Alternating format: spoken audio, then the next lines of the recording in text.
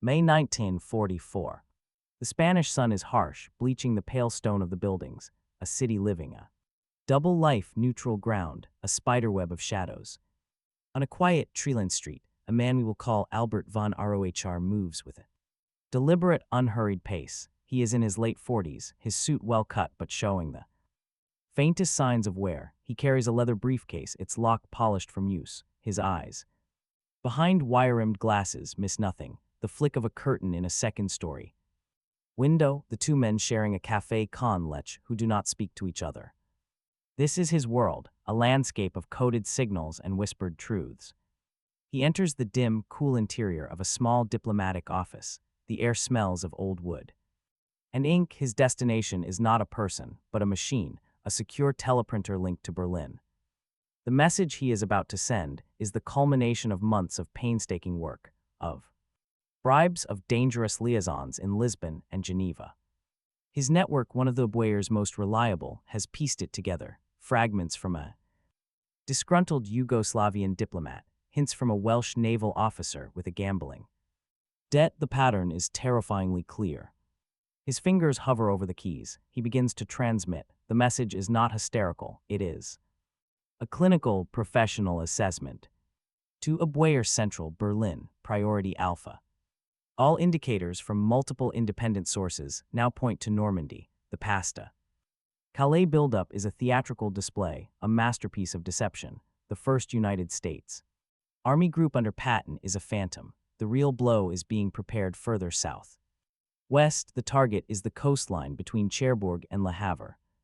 The teleprinter chatters, spooling the paper tape. Each click is a heartbeat. Von Rohr stands watching the words that could change the course of the war. He believes he has just handed the Third Reich its greatest victory before a single shot is fired.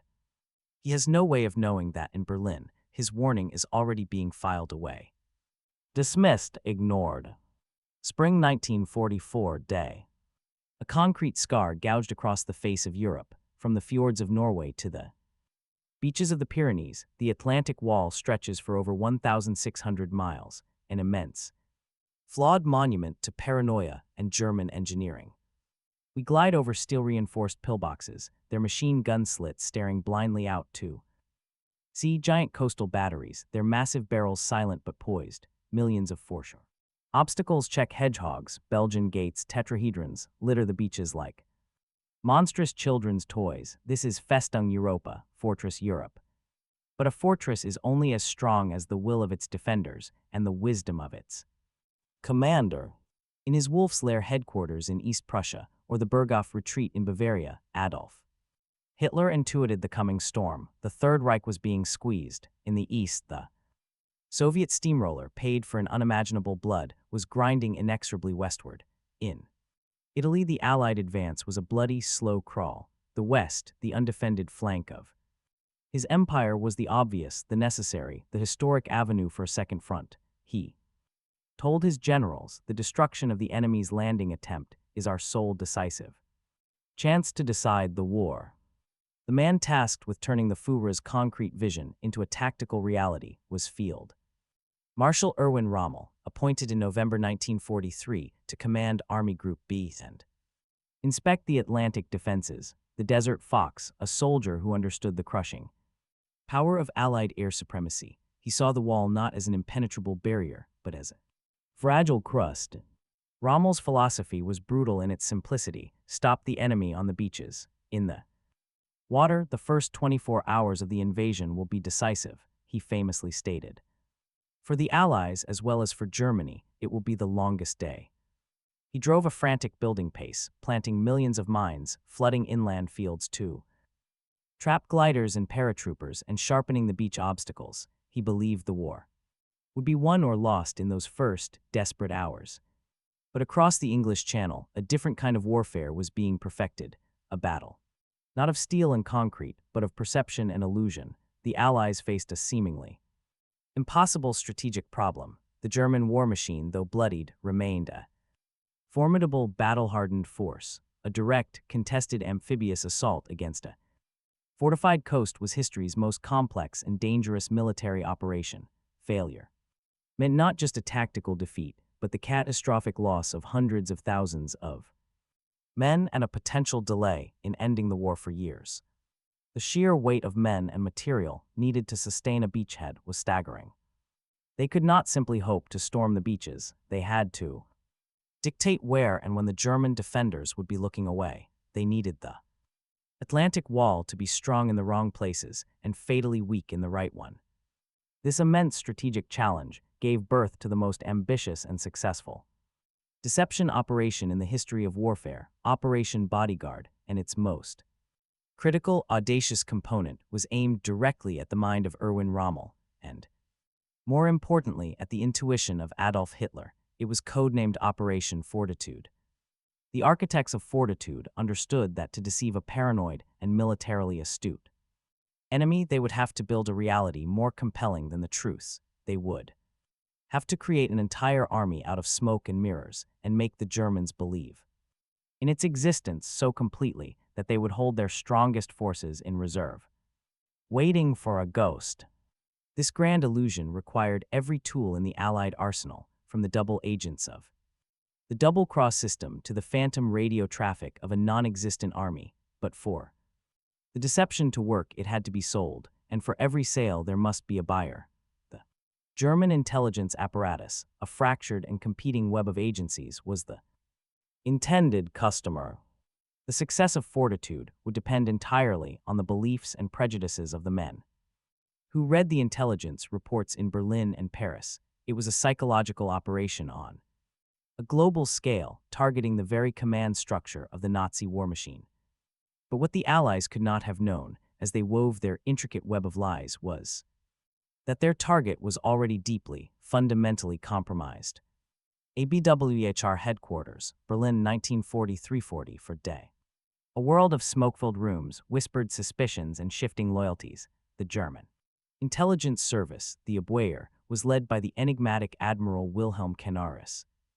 Complex, shadowy figure, Canaris presided over a vast global network of spies, but by 1943, the Abwehr was an institution under siege. Its rival, the Sicherheitsdienst SD, the intelligence arm of the SS under the ruthless Reinhard Heydrich and later Ernst Kaltenbrunner, saw the Abwehr as a nest of reactionaries, aristocrats, and worse, potential traitors. The SD, the vanguard of Nazi ideology, was ascendant, hungry, and deeply suspicious of the old-school military intelligence officers of the Abwehr. This bureaucratic war raging within the German state was a weapon the Allies didn't know they had. It created a climate of fear and distrust where intelligence was not assessed on its merit but on its source and its alignment with pre-existing political and ideological narratives. Admiral Canaris himself was a growing paradox. While leading Germany's foreign intelligence, he had become increasingly disillusioned with Hitler and the Nazi regime. Evidence suggests he was aware of, and may have even facilitated, plots against the Führer. His organization, therefore, was not a monolithically loyal instrument. It was a house divided, its effectiveness crippled by internal conspiracies and the constant looming threat of the SS. This internal decay was compounded by a catastrophic security breach that Berlin remained blissfully unaware of. The Allies had not only broken German codes through the Ultra program at Bletchley Park, but they had also achieved something even more profound: near-total control of the German spy network in Britain. This was the double-cross system, run by the 20 Committee of MI5. The name came from the Roman numerals XX, a double cross. One by one, every single agent Abwehr sent to Britain was captured, turned, or executed, those who agreed to work for the Allies became double agents, feeding a carefully curated diet of truth and lies back to their German handlers. There was Juan Pujol Garcia, codenamed Garbo by the British, a Spanish eccentric who created a fictional network of 27 subagents entirely from his mind and was awarded the Iron Cross by a grateful Germany for his non-existent services. There was Dusko Popov, codenamed Tricycle, a wealthy Yugoslavian playboy who moved in high society, feeding genuine but often low-level intelligence to maintain his credibility for the one great lie he was to tell. There was Lily Sergeyev, codenamed Treasure, a Frenchwoman of Russian descent. whose complex motivations were carefully managed by her British handlers. These were not just spies, they were actors in a grand, scripted play, and their stage was the ether of radio waves crossing the channel. Their credibility was the cornerstone, upon which Fortitude would be built. Through them, the Allies could directly inject their narrative into the veins of the German command structure. The narrative was simple, elegant, and tailored to German expectations. The main assault would come at the Pas de Calais. It was the logical choice, the narrowest point of the English Channel, a straight shot to the German heartland, offering the quickest turnaround for invasion forces. The Allies, the story went, were assembling a massive force in southeast England, the fictional 1st United States Army Group, FUSAG, commanded by the most aggressive and famous American general, George S. Patton. To give FUSAG a physical presence, the Allies erected a vast theater of illusion, inflatable rubber tanks and trucks were arranged in fields, visible to German reconnaissance. Planes, wooden mock-ups of landing craft populated empty estuaries, the airwaves crackled with the fake radio traffic of entire corps, meticulously crafted transmissions between fictional units, following all the proper protocols and volume of a real army, preparing for a major campaign. It was a symphony of deception, with every instrument, the double agents, the fake radio traffic, the visual dummy, playing its part in perfect harmony. The conductor's baton was in London, but the intended audience was in Berlin, Paris, and at Rommel's headquarters at La Roche-Guyon. The Germans were listening, they were watching, and they were largely believing, but in the shadows, the old professional spies of the Abwehr, the men in the field like Albert von Rohr in Madrid, were starting to hear a different, dissonant note in the symphony. They were piecing together fragments of the truth. The greatest danger to the Allied plan was not that the Germans would see through the lie, but that they would discover the truth, and in the chaotic, paranoid echo chamber of the Nazi state, find that no one was listening. The stage was set for a collision not just of armies, but of intelligence versus dogma, of fact versus faith. The first reports, warning of the Great Deception, were already beginning to trickle in. Lisbon night, April 1944. Neutral Lisbon is a city of whispers, a sanctuary of light on a dark continent. In its crowded cafes and elegant casinos, the war is fought with discreet envelopes, coded phrases, and the clink of glasses. Here, agents of the Abwehr's KO Portugal, the Kriegsorganisation, move through the thrum of exiled royalty, black marketeers, and refugees. They are not SS ideologues. They are professionals, men like former banker Ludovico von Karstoff, running a web of informants. Their job is to pierce the fog of war enveloping Britain, and they are finding cracks in the Allied facade.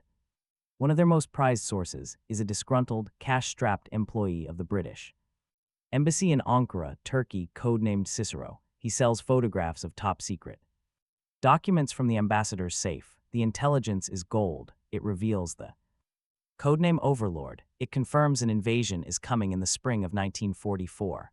But Cicero's material, while breathtakingly high-level, is also fragmentary. It lacks the critical detail, the where. Other threads are picked up. A Yugoslav diplomat, a source for the Madrid Abwehr station, provides a report stating the Allies are forming two major army groups, not one. This aligns with the FUSAG deception, but it also implies a duality of effort. In Switzerland, the astute German military attaché, General von Liss, analyzes Allied order of battles and begins to express deep skepticism about the sheer size of FUSAG. He notes discrepancies, units that seem to appear and disappear from the Allied roster.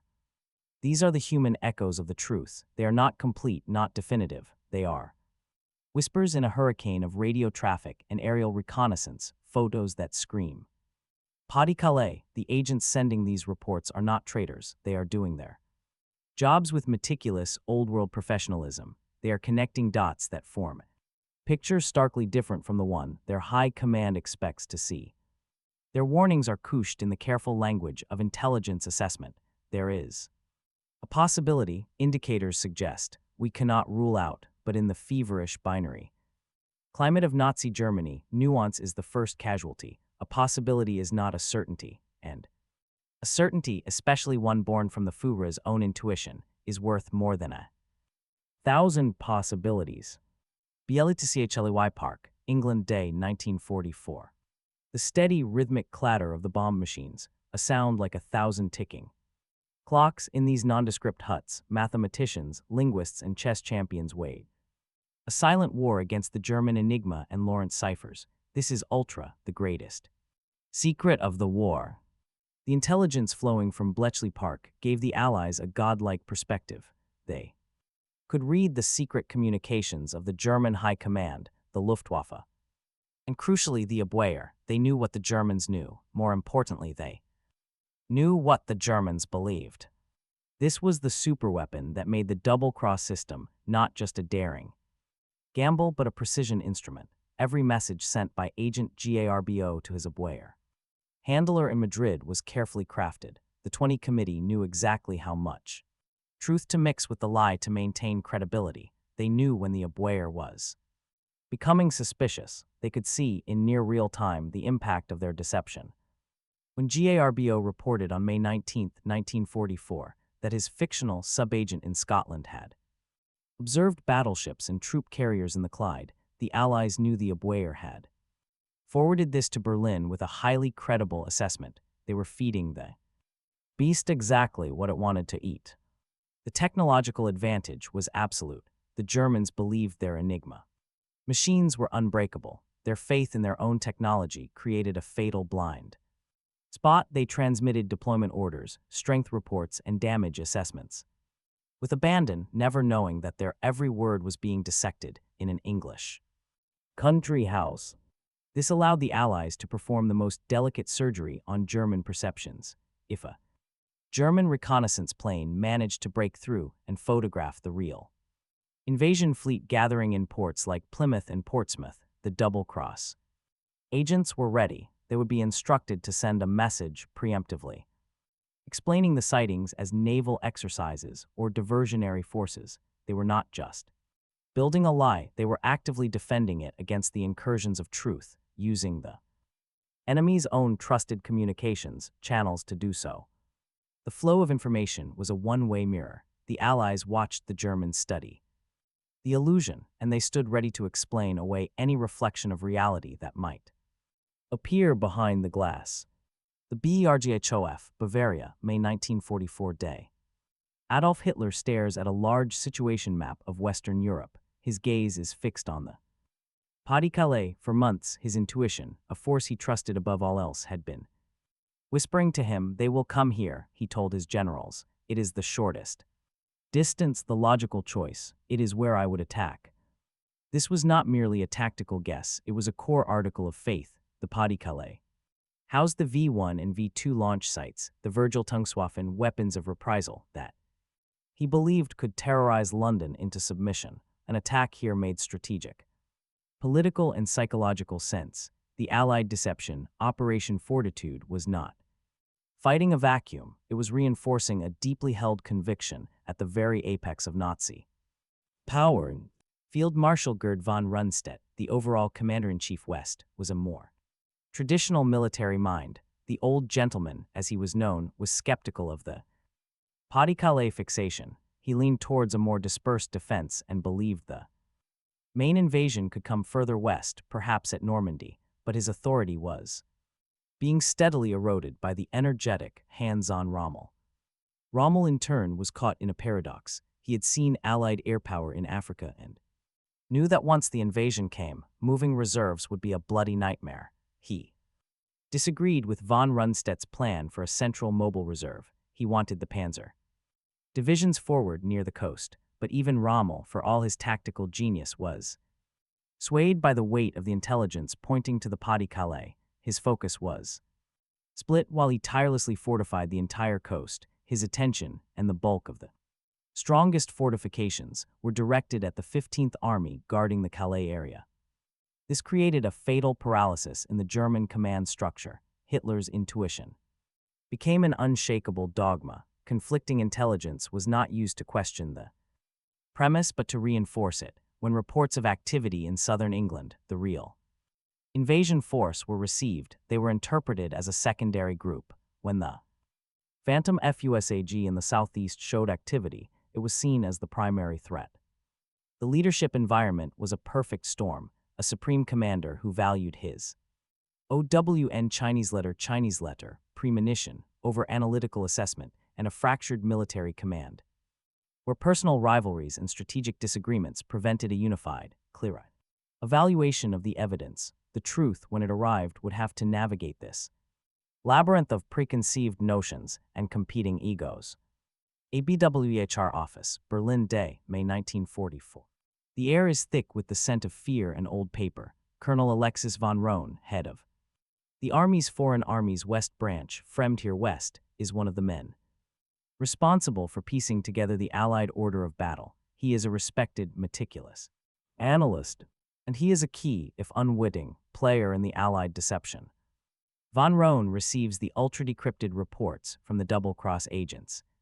Particularly Garbo, he considers them highly reliable. Why wouldn't he? These agents had provided accurate, verifiable information in the past. Their reports on FUSAG were detailed, consistent, and voluminous. Using this intelligence, von Rohn meticulously inflated the number of Allied divisions in Britain. He estimated there were nearly 80, when in reality there were just over 50. This mathematical fiction created a compelling logic. The Allies had enough forces for two major simultaneous assaults, a first wave at Normandy as a diversion, and the main, crushing blow at the Pas-de-Calais by the mighty, yet-to-be committed FUSAG under Patton.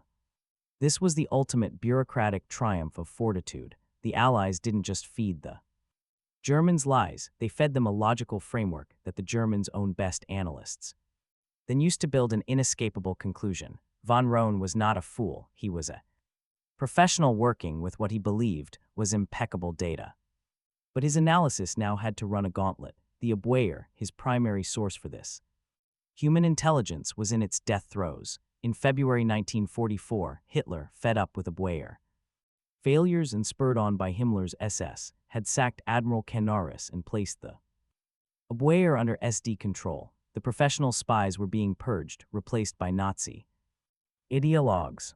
This bureaucratic coup was catastrophic for the reception of any dissenting reports from the field, a warning from the Madrid station about Normandy, no matter how well argued, was now viewed with supreme suspicion. It was tainted by its source, the old, unreliable Abwehr, an organization now accused of treason, the new SD intelligence. Masters were predisposed to dismiss anything that contradicted the Führer's intuition, which they embraced as ideological certainty. The system was now rigged against the truth. Accurate field reports were filtered through a lens of political suspicion and preordained strategic belief. The machinery of the German state, at the very moment it most needed clarity, had been engineered to reject it. The stage was now set for the final tense days of May, when the whispers of the coming storm would become a roar, and the German high command would be faced with a choice: believe their spies or believe the lie. The pieces were in place. The phantom army stood poised in Kent. The real one waited in the ports of Devon and Cornwall, and in Berlin the final desperate warnings were about to arrive, landing on desks where they were already deemed irrelevant. The English Channel, night, May 30, 1944. A low, persistent drone fills the air, not from aircraft but from hundreds of ships. Engines, the invasion fleet is stirring, in ports and anchorages from Portsmouth to Plymouth. The greatest armada in human history is assembling. The air is electric with a terrifying mixture of fear and resolve. Across the Channel, the German High Command is blind to the scale of this movement. Their weather forecasters, like their intelligence analysts, are about to be fatally outmaneuvered. The Allies possess a superior understanding of North Atlantic weather patterns. They know a narrow window of marginally acceptable conditions is opening. For June 5th, the German forecast, however, predicts continued storms and heavy seas. For them, an invasion in early June is a meteorological impossibility. This weather gap is the final, crucial element of the Allied plan. It lulls the German command into a final, false sense of security. On June 4th, as General Eisenhower makes the agonizing decision to go, the German 7th Army in Normandy, responsible for The Cotentin and Calvados coasts cancels its state of alert. Many senior officers, including the formidable General Rommel, leave their posts. Rommel departs his headquarters at La Roche-Guyon for Germany, intending to present a pair of Parisian shoes to his wife for her birthday and to personally petition Hitler for more panzer divisions. The trap is set, the clock is ticking, and in the last 96 hours the German intelligence apparatus in its fractured way finally screams a warning. ABWHR listening post, Holland Day, June 1, 1944. A radio operator, his headphones clamped tight, scribbles frantically on a notepad. He has intercepted a stunning, encrypted broadcast from the BBC from London to the French resistance. It is part of a prearranged system to trigger sabotage operations. The first few lines of a poem by Paul Verlaine, Les sanglants longs des violons de l'automne, the long sobs of the violins of autumn. This is the alert message. It signals that the invasion will occur within the next 2 weeks. The German 15th Army in the Pas-de-Calais is immediately put on high alert. But the 7th Army in Normandy is not. The warning is compartmentalized, its significance debated. Then on June 5th, the second part of the message crackles through the ether. Blessent. Mon cœur d'une langueur monotone, wound my heart with a monotonous languor. This is the action message. The invasion is imminent. It will come within 48 hours. The intelligence is passed up the chain with urgency. At the German 15th Army headquarters, the alarm is raised, but at the headquarters of the more critical 7th Army in Normandy, the message is received with skepticism. They believe it could be a diversion, a trick to pull their reserves away from the real target, the Pas-de-Calais. Simultaneously, the Allies unleash their most audacious double-agent gambit. On the night of June 5th, Agent Garbo's fictional network goes into overdrive. At 3:00 a.m. on June 6th, just as the first airborne troops are landing in Normandy, Garbo's handler in Madrid sends a frantic, lengthy message to Berlin. It is a masterpiece of deceptive timing. The message states that Garbo subagents have observed the loading of troops in ports in southwest England, but critically, he concludes that this must be a diversionary maneuver. He argues that the main attack by FUSAG is still poised to strike the Pas-de-Calais. He even chastises his German handlers for not giving his network more resources to monitor the real threat in the southeast. This message, sent hours after the invasion had begun, was the ultimate insurance policy. It was designed to create doubt and paralysis in the German high command. During the most critical first hours of D-Day, it urged them to see the carnage on the beaches of Omaha, Utah, Gold, Juno, and Sword not as the main event, but as an elaborate feint. The pieces of the puzzle were now laid bare before the German command. The Verlaine versus the initial reports of paratroopers dropping in Normandy, the sighting of the vast invasion fleet at dawn, and the trusted word of their best agent, Garbo, telling them it was all a trick. They were faced with a binary choice: believe the evidence of their own eyes and ears, or believe the intricate, pre-sold narrative of the deception. For the key hours that would decide the fate of the invasion, they chose the lie. The climax of the intelligence war was not a single moment, but a cascade of delayed reactions and willful misinterpretations, all orchestrated from London. The real battle for Normandy was about to begin on the beaches, but the battle for German minds had already been won. Early morning, June 6, 1944. The phone rings in the pre-dawn darkness. It is General Hans Spadel, Rommel's chief of staff. He is calling Rommel in Germany. The news is fragmented, chaotic. Paratroopers, gliders, scattered reports of landings from the Cotentin Peninsula to the Orne River. The invasion has begun. Rommel is stunned. How stupid of me, he is reported to have said. His drive back to Normandy is a frantic race against time, a journey filled with the gnawing realization that his carefully laid plans for a swift, decisive counterattack at the water's edge are already unraveling in his absence. OBRSLZBRG, Germany, HITLERSBRGHOF, morning, June 6, 1944. At the Berghof, the mood is strangely calm, even dismissive. The initial reports from Normandy are presented to Hitler. His reaction is not one of alarm, but of smug Vindication. The news confirms his worldview. The allies, he believes, have taken the bait. This is the diversion. Field Marshal Alfred Jodl, chief of the operations staff at OKW, the high command of the armed forces, refuses to authorize the release of the two nearest and most powerful panzer divisions, the 12th SS Panzer Division Hitlerjugend and the Panzer Lehr Division without Hitler's direct permission. He is adhering to the Führer's strict control over the armored reserves, a control based on the premise that the main blow is yet to fall. The precious hours tick by, morning turns to afternoon. On the beaches, the Allies cling to their bloody footholds, the absence of a coordinated, massive panzer counterattack. In those first 12 hours is a gift of incalculable value. The German command structure, built on suspicion and rigid control, is now its own worst enemy. The paralysis is systemic. The 7th Army in Normandy pleads for reinforcements. The 15th Army in the Pas-de-Calais, its forces intact and on high alert, receives no orders to move. Its commander, General Hans von Salmuth, is convinced the Normandy landings are a deception. He keeps his 19 divisions, over 150,000 men, waiting, staring out at the empty Strait of Dover, waiting for the ghost of George Patton.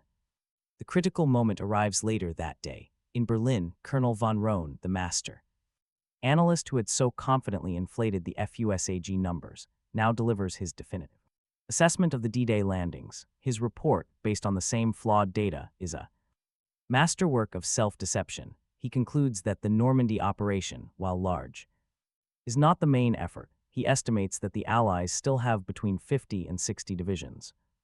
In Britain, with FUSAG poised for the real, decisive strike at the Pas-de-Calais. This assessment, coming from the Army's own top intelligence expert, is the final nail. The coffin for any chance of a swift strategic response. It validates Hitler's intuition and provides Jodl with the expert justification needed to keep the panzer reserves leashed and the 15th Army immobilized. The deception holds not because the Germans are fools, but because the lie has been woven so deeply into their intelligence fabric that to pull on the thread of truth would unravel their entire understanding of the war. To believe Normandy was the main event was to admit that their entire intelligence gathering and analytical apparatus, from the Führer down, had been comprehensively and humiliatingly duped. That was a psychological blow they were not prepared to endure. By the time the 1st Panzer units began their slow, harrowing journey to the front, delayed by partisan sabotage and relentless Allied fighter-bombers, the beachheads had been consolidated, the Atlantic Wall had been breached, the lodgment was secure. The battle for France would be long and brutal, but the battle to get ashore, the battle that depended entirely on a phantom army, had been won before the first landing craft ever touched the sand. The turning point was not a single explosion or a heroic charge. It was the sound of silence from the Pas-de-Calais. It was the empty fields of Kent where rubber tanks stood guard. It was the quiet confidence in Berlin that they had seen through the enemy's plan, a confidence that was itself the very heart of that plan. Normandy beachhead, June 7:30, 1944 day. The gray skies of the Channel are now filled with an unending stream of Allied aircraft. Thunderbolts, Typhoons, Mustangs, they scour the roads leading to the front, creating hellish convoys of burning German tanks and trucks, the panzer divisions that finally arrived. The 12th SS and Panzer Lehr are chewed to pieces in the Bocage country, their counterattacks piecemeal and costly. The strategic consequence of the Fortitude deception is measured in blood and time. For 7 critical weeks, the German high command remains convinced that the attack is still coming. The 15th Army, a formidable force of 19 infantry divisions, remains chained to the Pas-de-Calais. They are spectators to the destruction of their comrades in the 7th Army in Normandy. This single miscalculation doubles the Allied advantage. Instead of facing 38 German divisions from the outset, the Allies in Normandy initially contend with 19.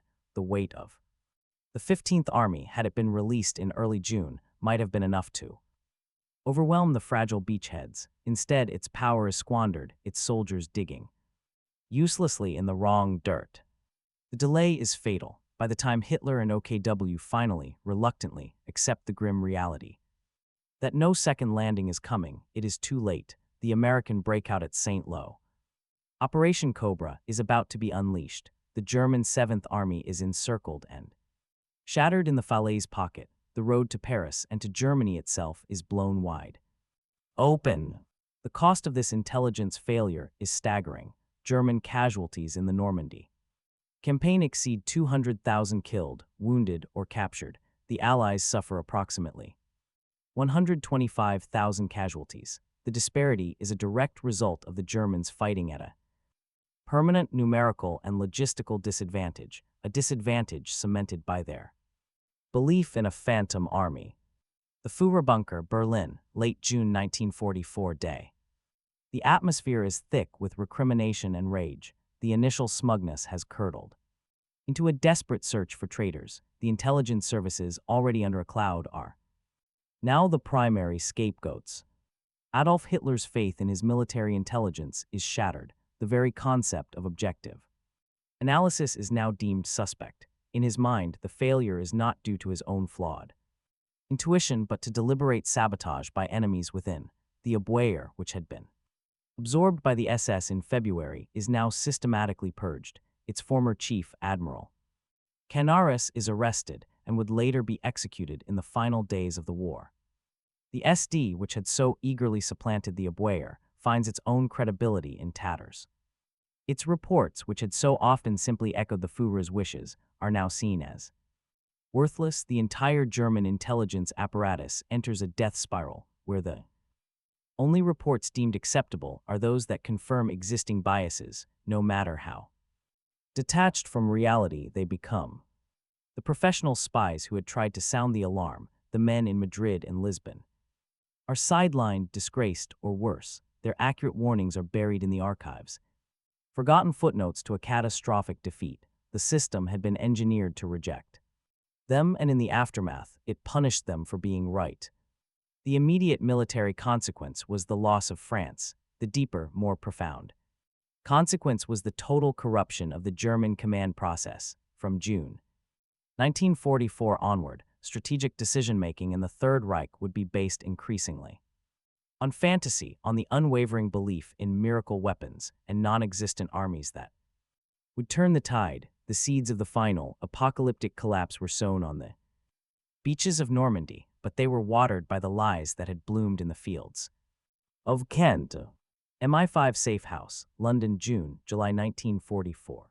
While the German command structure tears itself apart, in London there is a quiet, profound sense of triumph. The architects of the double-cross system monitor the German radio traffic with a sense of awe. They can see the paralysis their work has caused. The 15th Army remains in place. The Panzer Reserves are committed too.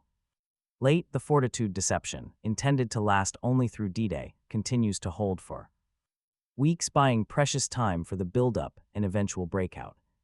The supreme irony arrives on June 9th. A message is decoded from the Abwehr. Madrid to Berlin. It contains a recommendation. Agent Garbo, for his tireless work and brilliant analysis in identifying the Normandy landings as a diversion, should be awarded the Iron Cross, second class. The British controllers who had written Garbo's scripts could scarcely believe it. The agent who had done more than any other to ensure the success of D-Day was to be decorated by the enemy he had so thoroughly deceived. He would receive the medal in a secret ceremony later that year. The deception was so successful that it became difficult to turn off. Operation Fortitude South was gradually wound down, but a successor, Fortitude South II, was implemented to continue the threat to the Pas-de-Calais even after the breakout from Normandy, to prevent the Germans from transferring forces to the new front. It worked, as late as July. An August German situation map still showed FUSAG as a potent threat, poised to strike. The human cost of maintaining the lie, however, was immense. The French resistance, which had acted on the Verlaine messages, suffered terribly in the brutal German reprisals that followed D-Day. Their sacrifice, triggered by those coded verses, was an integral and somber part of the deception's success. For the Allies, the victory was not just military but intellectual. They had proven that in modern warfare, the battle of perception could be as decisive as the battle of attrition. The combination of Ultra, which provided unerring insight, and the double cross system, which provided a direct channel of influence, created a strategic advantage of historic proportions. The lessons learned would echo through the Cold War and into the modern era, cementing the role of intelligence and counterintelligence as pillars of national security.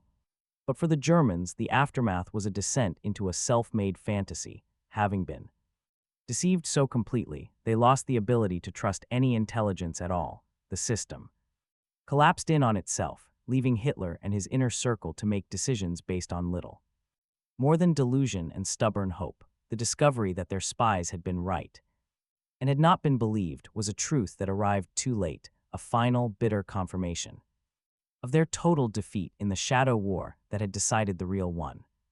The bridges between reality and belief had been systematically demolished by an army of ghosts, leaving the German high command stranded on an island of its own making, watching as the real war was lost before their eyes. EXT Normandy American Cemetery, Omaha Beach, present-day day. Rows of white marble crosses and stars of David stand in perfect, silent formation.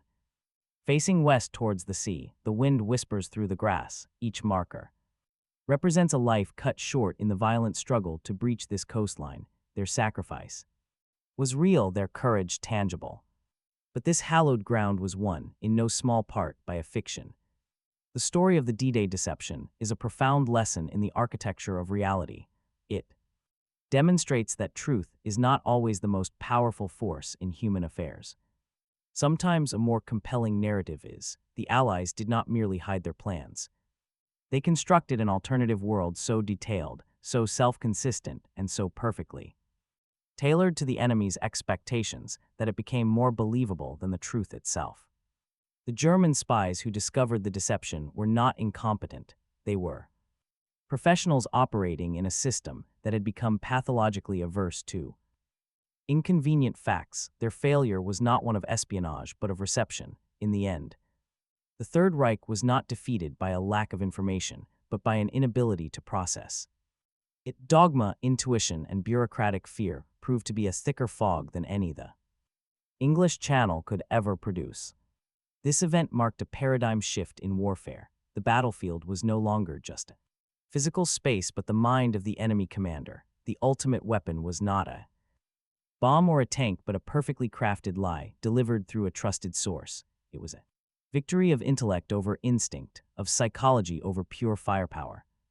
As we look upon the serene beaches of Normandy today, it is a place of peace, memorial to raw courage, but its history reminds us that the course of our world can be altered not only by the force of arms but by the power of an idea, even and especially an idea that is false. The landing succeeded because thousands of men were willing to charge into the hell of enemy fire, but they were given that chance because a handful of others in quiet rooms mastered the art of making the enemy look the other way. In the great tragic theater of war, the most decisive role is sometimes played by a ghost.